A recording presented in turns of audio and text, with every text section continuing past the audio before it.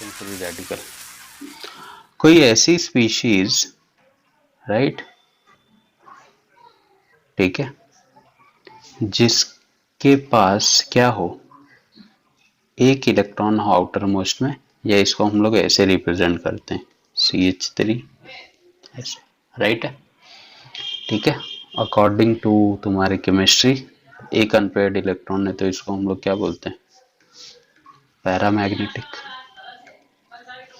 ठीक है। अच्छा, अगर इनकी स्टेबिलिटी की मैं बात करूं, ठीक है, कार्बोकेटायन मैंने तुमको पहले भी एक्सप्लेन किया हुआ है, का मतलब जो भी है इनके पास क्या परपेंडिकुलर होता है, तो उसकी उसको नहीं अपन डिस्कस कर रहे, खाली अपने को ये देखना इनको स्टेबल कौन बनाएंगे, इलेक्ट्रॉन डोनर ग्रुप या इलेक्ट्रॉन विड्रॉइंग ग्रुप, कौन इंक्रीज करेगा इनकी स्टेबिलिटी को और कौन डिक्रीज करेगा, क्या लगता है। यहाँ पे मैं एक डाल दूं OH ग्रुप और यहाँ पे एक डाल दूं NO2 ग्रुप, ये इलेक्ट्रॉन विड्रॉइंग है और ये इलेक्ट्रॉन डोनेटिंग ग्रुप है, ये स्टेबल करेगा या ये स्टेबल करेगा,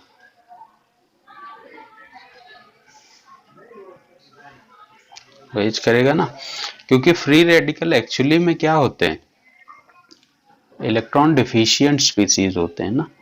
डिफिशिएंट क्यों है, इसके आउटर मोस्ट में होने 8 इलेक्ट्रॉन चाहिए थे, बट कितने हैं अभी, 7 ही हैं, मतलब इसको और इलेक्ट्रॉन चाहिए, तो ये इलेक्ट्रॉन डिफिशिएंट होते हैं। तो एक टाइप के ये भी तुम कंसिडर कर सकते हो कि इनका भी जो एक्शन होता है वो कार्बोकेटायन के जैसा ही होता है।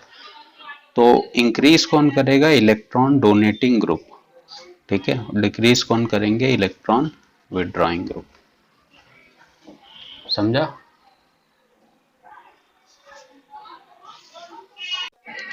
कॉम्बिनेशन में क्या होता है, अगर फ्री रेडिकल आ गए, अगर मैं देखो कॉम्बिनेशन की बात करूं नॉर्मली, तो दो टाइप की इनकी नेचुरल टेंडेंसी होती है, या तो इनके रिएक्शन कॉम्बिनेशन फॉर्म में एग्जिस्ट करेंगे या तो डिस्प्रोपोर्शनेशन। सुनो, जैसे अगर मान लो मैं दो फ्री रेडिकल को आपस में ऐसे मिला दूं,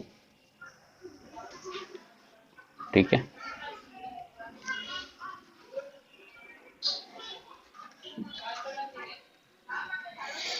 तो ये लोग कंबाइन होकर क्या बना देंगे, ऐसे बॉन्ड बनाएंगे, सीधी सी बात है, कंबाइन कर लेंगे। या इसको मैं ऐसे रिप्रेजेंट कर दूं, R dot plus R dot मिलके क्या बनाएंगे, R बॉन्ड R, ठीक है। इस प्रोसेस में अगर तुम देखोगे ध्यान से, तो कोई बॉन्ड ब्रेक हो रहा है क्या, ऐसा हुआ क्या कि कोई बॉन्ड ब्रेक हुआ फिर कोई बन रहा है, इसमें सिर्फ क्या होते हैं मालूम है, खाली बॉन्ड बनते ही हैं, और बॉन्ड जब फॉर्म होता है तो एनर्जी एब्जॉर्ब होती है कि रिलीज होती है,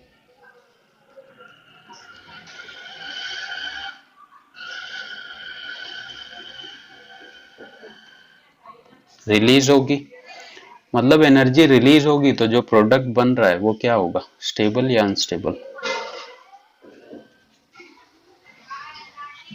स्टेबल होगा,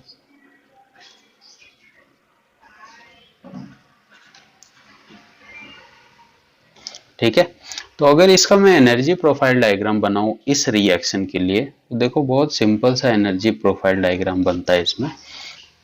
मान लो ये एनर्जी है तुम्हारे लिए, ठीक है, बॉन्ड बना नहीं था, मतलब इनकी एनर्जी काफी ज्यादा होगी, ठीक है, और जब बॉन्ड बन गया तो इनकी एनर्जी बहुत कम हो गई होगी, ठीक है। तो ये ना बहुत सिंपल सा ऐसे आ जाते हैं, मतलब यहाँ पे तुमको एक्टिवेशन एनर्जी, जैसा कार्बोकेटाइन में अपन एनर्जी प्रोफाइल डायग्राम कैसे बनाते थे, ऐसे बनती थी, देखो पहले रिएक्टेंट होता था, प्रोडक्ट में जाने के लिए इसको एनर्जी लगती थी यहाँ पे, ठीक है, इस एनर्जी को मैं ट्रांजिशन स्टेट बोलता था या रेट डिटरमाइनिंग स्टेट बोलता था, यहाँ पे जाके कार्बोकेटाइन बनता था, फिर यहाँ से प्रोडक्ट बनता था। बट इस केस में क्या हो रहा है, ये ऑलरेडी अनस्टेबल थे, मतलब हाई एनर्जी पे थे, जैसे ये कंबाइन हुए इनकी एनर्जी क्या हो गई, एकदम कम हो गई, ठीक है। तो यहाँ पे कोई पीक पॉइंट बनता ही नहीं है, ऐसा पीक पॉइंट जैसे माउंटेन टाइप कुछ बनता ही नहीं है, तो इसीलिए यहाँ पे किसी एनर्जी की जरूरत ही नहीं पड़ती कि तुम बाहर से एनर्जी दो। अब बॉन्ड ब्रेक करने के लिए मेरे को एनर्जी देनी पड़ती थी, तभी ये पीक बनता था, राइट है। बट यहाँ पे तो एनर्जी लगी नहीं रही, खाली रिलीज ही हो रही है। तो इस कंडीशन में एक्टिवेशन एनर्जी जो होती है वो क्या होती है, जीरो होती है, क्योंकि मेरे को बॉन्ड ब्रेक करना नहीं है, बाहर से एनर्जी देनी नहीं है। एक्टिवेशन एनर्जी क्या होती है, the minimum energy required to proceed the reaction. ठीक है, मेरे को बाहर से एनर्जी देनी नहीं पड़ रही है, खुद ही अपने आप रिएक्शन करते जा रहे हैं। ठीक है, तो एक्टिवेशन एनर्जी क्या हो जाएगी यहाँ पे, जीरो। डिसप्रपोर्शनेशन का केस क्या होता है, मान लो सपोज करो कि तुम्हारे पास कोई बड़ा कार्बोकेटायन फॉर्म हो गया है, जैसे टर्शरी कार्बोकेटायन, ऐसे एक ये है मेरे पास कार्बोकेटायन और एक ये है।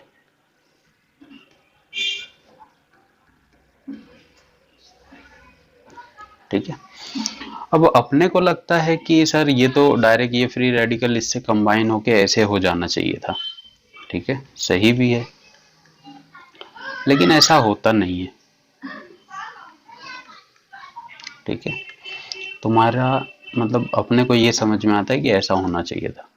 ठीक है, बट ऐसा नहीं होके हो क्या जाता है मालूम है, इस फ्री रेडिकल को इतने बड़े मॉलिक्यूल से रिएक्शन करने से अच्छा लगता है कि मैं इससे रिएक्शन कर लूं ऐसे।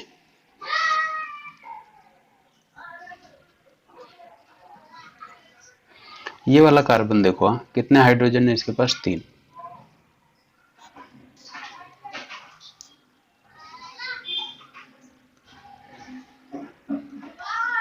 ठीक है, तो करता क्या है मालूम है, ये वाला जो कार्बोकेटायन है इसको ये करता है। ठीक है, इस हाइड्रोजन को बोलता है भाई मेरे पास आ जा। तो ये हाइड्रोजन क्या है, छोटा मॉलिक्यूल है, तो ये भी इजीली क्या करता है, इसके साइड मूव करने लगता है। कैसे, ये अपना फ्री रेडिकल रख लेता है और ये अपना फ्री रेडिकल, तो ये दोनों मिलके बॉन्ड बना लेते हैं ऐसे। तो पहला प्रोडक्ट तो तुमको ऐसे मिल जाएगा, CH3 CH3 CH3, यहाँ पे आ जाए H। लेकिन दूसरा प्रोडक्ट दिख रहा है तुमको, अब ये फ्री रेडिकल कार्बन का और ये फ्री रेडिकल कार्बन का, ये दोनों आपस में डबल बॉन्ड बना लेते हैं। तो ये दिखने लगता है CH2 डबल बॉन्ड, इस पे CH3 और इस पे CH3। तो ऐसे फ्री रेडिकल के कॉम्बिनेशन को हम लोग कॉम्बिनेशन नहीं बोल के क्या बोलते हैं, डिसप्रपोर्शनेशन। डिसप्रपोर्शनेशन का मतलब ये होता है, अब देखो इसमें हाइड्रोजन ऐड हुआ, मतलब इसका क्या हो रहा है, रिडक्शन। इसमें से हाइड्रोजन निकला, मतलब इसका क्या हुआ, ऑक्सीडेशन। ठीक है, तो ऐसा कोई रिएक्शन जहां पे ऑक्सीडेशन और रिडक्शन सिर्फ एक ही एलिमेंट या कंपाउंड या एटम की वजह से होता है, ऐसे रिएक्शन को हम लोग क्या बोलते हैं, डिसप्रोपोर्शनेशन। मतलब जो भी ऑक्सीडेशन रिडक्शन हो रहा है उसका रीजन सिर्फ कौन है, ये वाला हाइड्रोजन। ये एक में रिडक्शन भी करा रहा है और दूसरे में ऑक्सीडेशन भी करवा रहा है। तो ऐसे रिएक्शन को हम लोग क्या बोलते हैं, डिसप्रोपोर्शनेशन। मतलब टर्शरी फ्री रेडिकल जब भी आएंगे ना, तो वो लोग आपस में कॉम्बिनेशन नहीं करेंगे। ठीक है, कॉम्बिनेशन का केस इनके पास देखने को कभी भी नहीं मिलता है, क्योंकि ये डिसप्रोपोर्शनेशन करके क्या बना लेते हैं, हाईली स्टेबल प्रोडक्ट बना लेते हैं। इसे स्टेबल ये भी था, बट इस फ्री रेडिकल को यहाँ से फ्री रेडिकल के रिएक्शन करने से अच्छा वो क्या करता है, यहाँ से हाइड्रोजन को निकाल लेता है। ठीक है, और हाइड्रोजन क्या छोटा एटम है तो इजीली निकल भी जाता है इसके फोर्स से, तो इसकी वजह से ये प्रोडक्ट नहीं बन के ये बन जाता है। बोल, इस मॉलिक्यूल में पहले क्या हो रहा था, कोई बॉन्ड टूट नहीं रहा था कॉम्बिनेशन में, खाली बॉन्ड बन रहे थे। बट जब ये केस आता है मेरे पास, तो इसमें एक सिग्मा टूटता है।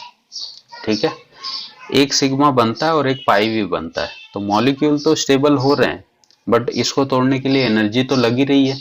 तो जब तुम इसका एनर्जी प्रोफाइल डायग्राम बनाओगे, ठीक है, तो ये तुमको ऐसे दिखेगा। मॉलिक्यूल स्टेबिलिटी की तरफ तो जा रहे हैं, सीधी सी बात है। तो एनर्जी थोड़ा सा पीक पॉइंट तुमको शो करेगी, जिसके वजह से तुम बोल सकते हो कि यहाँ पे एक्टिवेशन एनर्जी जीरो नहीं होगी, जबकि कॉम्बिनेशन में क्या हो रही थी, जीरो हो रही थी। ठीक है, तो यहाँ पे कुछ तो एनर्जी लगेगी क्योंकि बॉन्ड ब्रेक हो रहा है। तो इसका एनर्जी प्रोफाइल डायग्राम ऐसे दिखेगा तुमको,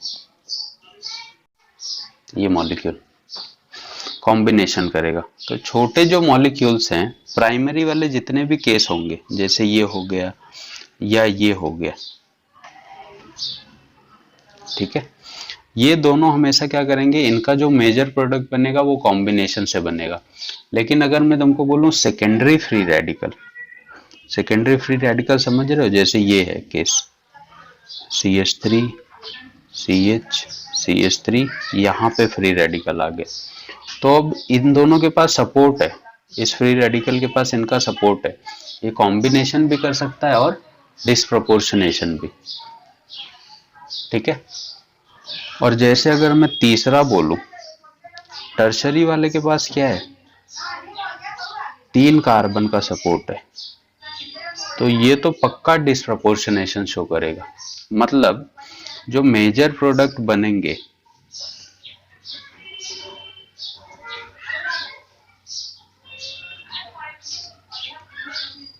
ठीक है, इन दोनों को केस में ना हमेशा कॉम्बिनेशन से मेजर प्रोडक्ट बनेगा, ठीक है।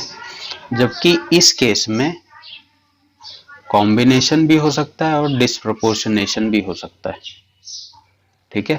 जबकि टर्शरी वाला सिर्फ किससे बनाएगा, डिस्प्रपोर्शनेशन, समझा। प्राइमरी वाले केस हमेशा क्या करेंगे, कॉम्बिनेशन करेंगे, सेकेंडरी वाला कॉम्बिनेशन से भी शो कर सकता है, डिस्प्रपोर्शनेशन से भी, बट टर्शरी वाले फिक्स होंगे किससे, डिस्प्रपोर्शन से। एक मेरे को कंडीशन बताओ, अगर मैं टेम्परेचर इंक्रीज करूं, ऑन इंक्रीजिंग द टेम्परेचर, अगर मान लो कि मेरे पास कार्बोकेटायन बना है, उसका मैं टेम्परेचर बढ़ा रहा हूं, तो वो डिस्प्रपोर्शनेशन शो करने की टेंडेंसी एक्वायर करेगा या कॉम्बिनेशन की, अगर मैं टेम्परेचर बाहर से दे रहा हूं।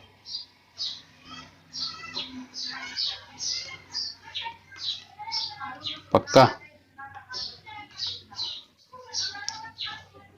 एनर्जी बढ़ेगा तो रिएक्शन कहां पे जाएगी, डिस्प्रपोर्शनेशन की तरफ जाएगी, क्योंकि हम लोग ने अभी देखा ना, एक्टिवेशन एनर्जी इसकी 0 नहीं थी, जबकि उसको तो मेरे को जरूरत ही नहीं है एनर्जी देने की, फिर भी अगर तुम इसको भी जबरदस्ती एनर्जी दोगे तो ये भी डिस्प्रपोर्शनेशन शो कर सकता है, ठीक है। तो normal on increasing the temperature the percentage of क्या बढ़ेगा, डिस्प्रपोर्शनेशन,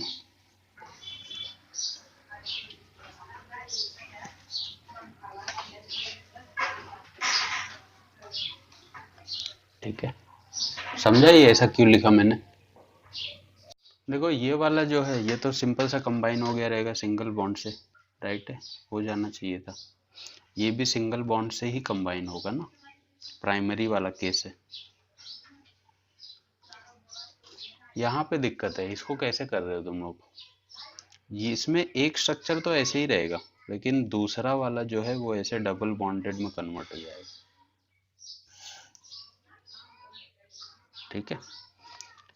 आगे अगेन ये भी प्राइमरी वाला केस ही है, तो ये भी एज इट इज रहेगा, ठीक है। सही है यहाँ तक सबका।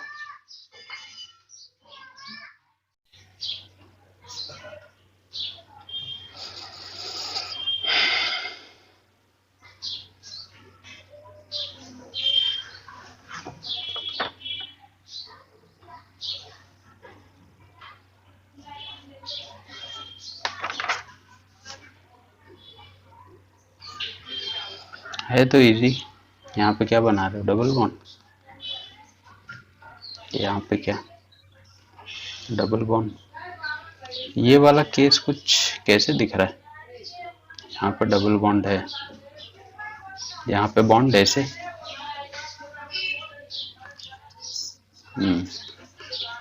वही मैं सोच ही रहा था।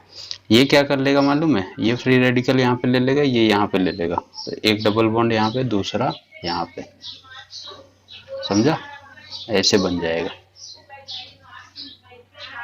ना।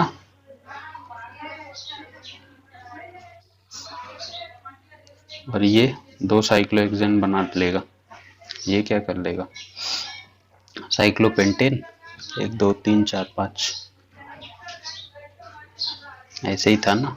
तो इसका फ्री रेडिकल, इसका फ्री रेडिकल कंबाइन कर जाएंगे ऐसे, साइक्लोपेंटेन। देख लो इसमें कैसे सॉल्व होगा तुम लोग अपने हिसाब से।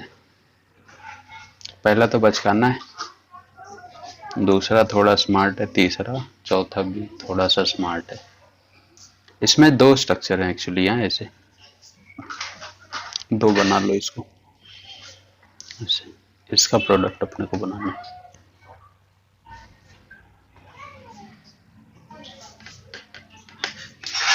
आंसर बता दूं क्या? इसका तो बन जाएगा क्या, साइक्लोहेक्सेन। इसमें तुमको दो प्रोडक्ट मिलेंगे, एक ऐसे मिलना चाहिए था और एक ऐसे मिलना चाहिए था, एक ऐसे, दो पॉसिबिलिटी तुम्हारे पास। इसका तो सिंपल है, ऐसे बनेगा। इसमें भी तुम डिस्प्रोपोर्शनेशन शो कर सकते हो ये वाले में, ठीक है। एक प्रोडक्ट